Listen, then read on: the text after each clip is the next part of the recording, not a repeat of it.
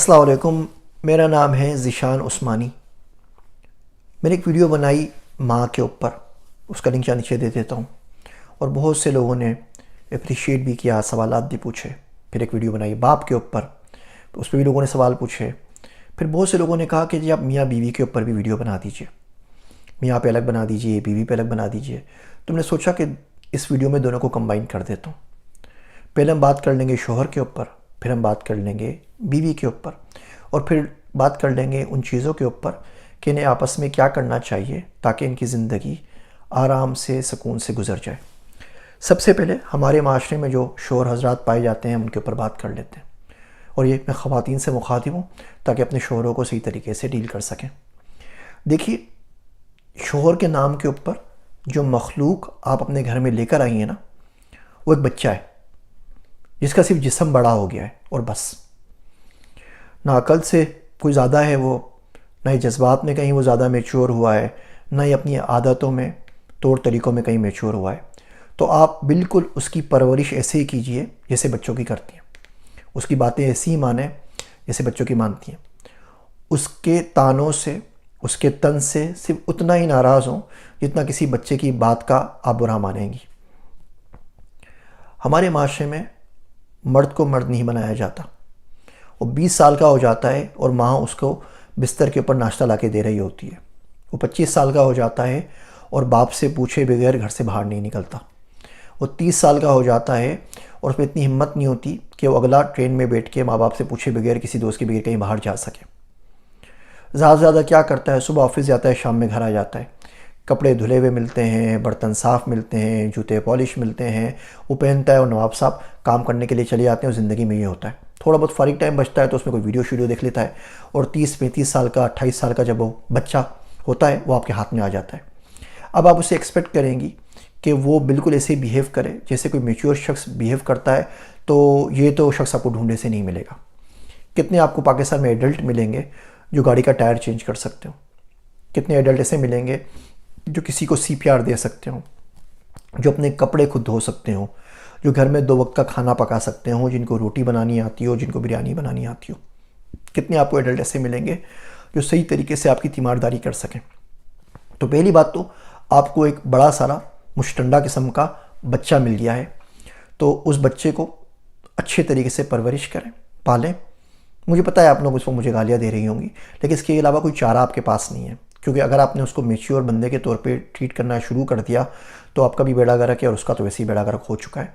ये बड़ी तल्ख हकीकत है हमारे माशरे की, जो आपको बर्दाश्त करनी पड़ेगी। उसके बाद उसकी भूख का ख्याल रखें। जो मर्द होता है ना, वो ज़्यादा कॉम्प्लिकेटेड नहीं होता, उसके रिमोट में सिर्फ 2 ही बटन होते हैं, एक भूख का और दूसरा भी भूख का। अब भूख की भी तो अलग अलग किस्में होती हैं ना, तो बस उसका ख्याल कीजिए।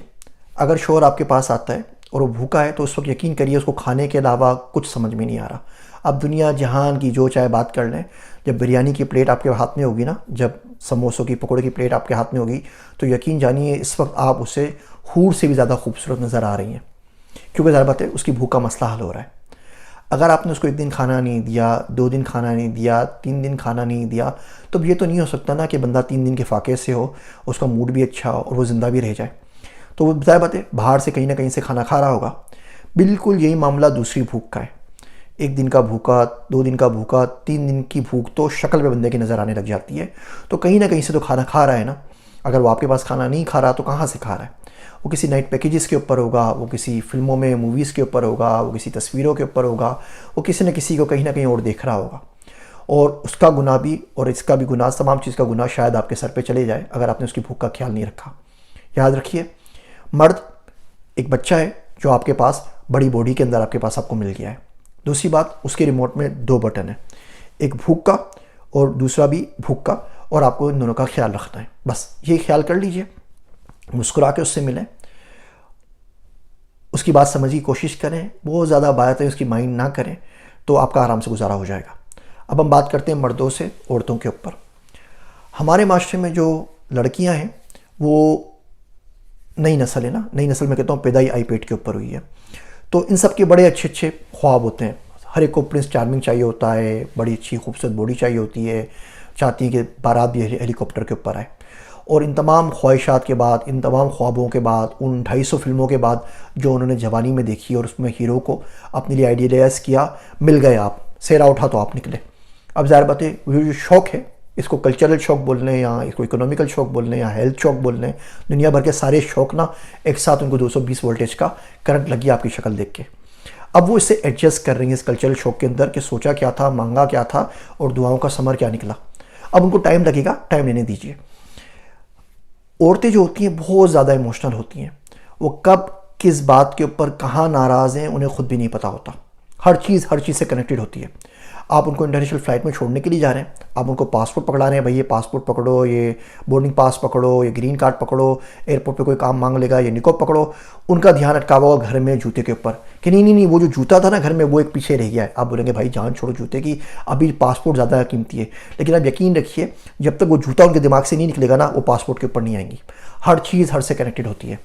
आप बात कर रहे हैं कि वीकेंड के ऊपर कहाँ जाना है, उनका दिमाग 2 साल पीछे उस जगह पे फंसा हुआ है जहाँ पे आपने उनकी सालगिरह का उनको गिफ्ट नहीं दिया था, जहाँ पे 3 साल पहले आपने उनकी अम्मी से सही तरह बात नहीं की थी, जहाँ पे आप उनकी बहन को ईदी देना भूल गए थे। और जब तक वो 3 साल पुरानी चपकलिश निकलेगी नहीं ना, वो आपकी आज की दुनिया में वापस नहीं आएंगे। आप 2022 में बैठे हुए हैं, आपकी बेगम 2017 में जी रही हैं उसी गम को लेकर जो उनको मिल गया था। अब इससे निकलने का तरीका क्या है? ठीक है, वो इमोशनल मखलूक है, सारी इमोशंस मिलके उनके अंदर आ गई हैं। अब इससे बाहर कैसे निकलें? इससे बाहर निकलने का सबसे अच्छा तरीका ये है, मैंने पहले भी इस पर आर्टिकल भी लिखा है वक्फा परेशानी के नाम से, कि 1 घंटा दिन में निकाल के उनकी आप सारी कहानी सुन लें।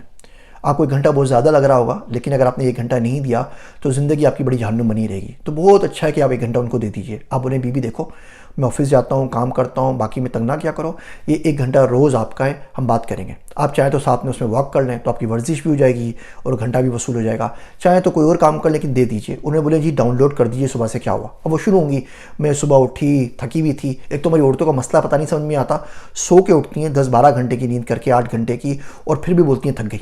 मेरी बेगम भी ये करती है, वो सुबह उठती है सबसे पहले रहती है, बोलती है जीशु मैं थक गई। बोलता हूँ अल्लाह की बंदी अभी तो तू सो के उठी है, 10 घंटे बाद थक कैसे गई? वो थक जाती हैं। ठीक है, तो वो कहानी शुरू करेंगी पूरी की पूरी कि जी मैंने ये किया, फिर ये हुआ, फिर फलां हुआ, फिर फलां की कॉल आई। वो सारी जो उनकी कहानी है आराम से, उनकी रामलीला आराम से आप सुन लीजिए। और जहाँ उनको मशवरा देना है, जहाँ गाइड करना है कर दीजिए, इस्लाम पे गाइड कीजिए, नमाज़ों पे गाइड कीजिए। लेकिन इस तरह अगर आप करते रहेंगे तो बड़ा फ़ायदा होगा, ज़िंदगी आराम से चलती रहेगी। मैं मैक्सिको में गया, वहाँ कहावत थी, listen to your wife, if you do not someone will. तो किसी और को जाके सुनाए कहानी, किसी सहेली को सुनाए, किसी को सुनाए, उससे बहुत अच्छा है आप सुन लीजिए। यकीन जानिए हमारे मुल्क में कोई शायद ही ऐसा कोई मौलवी भी बचाओ जिससे आपकी बेगम शिकायत कर दे तो कोई मोतदिल और एतदाल वाली बात कर दे कि यार शोर सुबह से शाम तक बेचारा आपका काम करता है, अभी आपके पास आया है, आप थोड़ा उसको बेनिफिट ऑफ डाउट दीजिए, थोड़ा उस गरीब पे रहम कीजिए, कर दीजिए। बोलेंगे हाय अल्लाह ये कि आपके शोर ने, ओह तोबा तोबा तोबा, ऐसा तो इस्लाम में आया ही नहीं है। मरदूद शख्स, एक नंबर का कमीना आदमी है, कहाँ फंस गई है बहन आप, बड़ा बुरा हो गया। खुद अपनी बीवी की शक्ल ना दिखी हो कमबख्त ने 6 महीने से, लेकिन वो आपके शोर के ऊपर फतवे दे देगा कि जी वो आप तो बस 24 घंटे बैठ के आपको पूछता रहे। आपको ऐसी ऐसी कहानियाँ सुनाएगा। बीवी जो है वो चलती फिरती फूलन देवी है। शोर ऐसा एक्सपेक्ट करता है कि साहबा कराम की याद ताज़ा हो जाए। शोहर साहब जो हैं वो चंगेज़ खान की नस्ल से हैं। बीवी उनको ऐसी चाहिए कि फ़रिश्तों ने उनके पाँव का नाखून भी ना देखा हो। तो ये मौलवी साहब के पास, मैरिज काउंसलर के पास अल्लाह के वास्ते कभी ना जाया करें। मेरा बस चले तो जितने फैमिली काउंसलर्स होते हैं ना, और जो दूसरों की बीवियों के मसले सुन के उनको सजेशन देते हैं, उन सबको गोली मार दो। यकीन करिए जितने फड्डे और जितने घर इन कम वक्तों ने बर्बाद किए हमारे मुल्क में, किसी ने बर्बाद नहीं किए। तो बिल्कुल उनसे बात ना कीजिए। अब दोनों मैंने समझा दिया। अब असल जो काम आपने करना है वो ये करना है कि आपने अपने आपस की बात किसी तीसरे बंदे से शेयर नहीं करनी। जो बात आपकी मियाँ बीवी के बीच में हो वो उस कमरे से, 4 दीवारी से बाहर नहीं जाए। ना आप अपने माँ बाप को बताएं, ना शोहर अपने माँ बाप को बताए, ना सास ससुराल को बताए, ना बहनों को बताए, ना भाइयों को बताए, ना देवरानियों को बताए, ना जेठानियों को बताए, ना साले को, ना साली को, किसी को नहीं। किसी को इंटरफेयर ना करने दें। जो मामला हो वो आप दोनों के बीच में हो और अल्लाह सुब्हानहू व तआला के पास हो। यकीन जानिए मियाँ बीवी अगर अल्लाह से नहीं डरते ना, फिर उनको किसी चीज़ का डर नहीं है। और अल्लाह से डरने वाले लग जाएँ, एक न एक दिन पलट के राह पर आ जाएंगे। लेकिन जिन लोगों को आप अपना हमदर्द समझ के अपना दुख दुखड़ा सुना रही हैं, उनका कोई ना कोई एंगल ज़रूर है, उनका कोई ना कोई फ़ायदा ज़रूर है। या तो वो आपसे जादू टोने के नाम के ऊपर पैसे लूटेंगे, या आपको डरा डरा के एंजाइटी का, डिप्रेशन का मरीज़ बना देंगे, या आपको पागल करार दे देंगे, या आपके शोहर को पागल करार दे देंगे, या दुनिया भर की अच्छी अच्छी मिसालें सुना के वो आपको उस नहज के ऊपर ले आएंगे कि आप लगेगा कि ख़ुदकुशी या सिवाय तलाक के नाउज़ुबिल्लाह कोई चाराकार नहीं रह गया है। अपनी बीवियों को, अपने शोहरों को समझने की कोशिश करें, थोड़ा सा टाइम गुजार लें, बग़ैर किसी वजह, बग़ैर किसी काम के। 15 मिनट में रात का खाना खाते हैं, 20 मिनट में खा लीजिए। 10 मिनट वॉक करते हैं, 15 मिनट कर लीजिए।